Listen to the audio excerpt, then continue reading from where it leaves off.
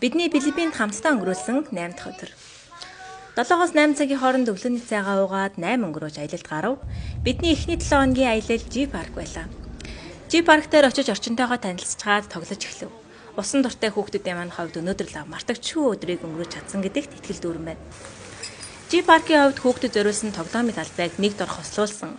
Гадаа дотор бүхий үйлчлэгээтэй 5 одтой resort юм. 6 сетевт бассейн, 3 усан гулгуур, 16.5 га талбайд 820 өрөө, 48 хувийн вилла, цэцэрлэг түрээлэн, казино, хувийн наран шарлагын газар зэрэг нийт бүтэцтэй.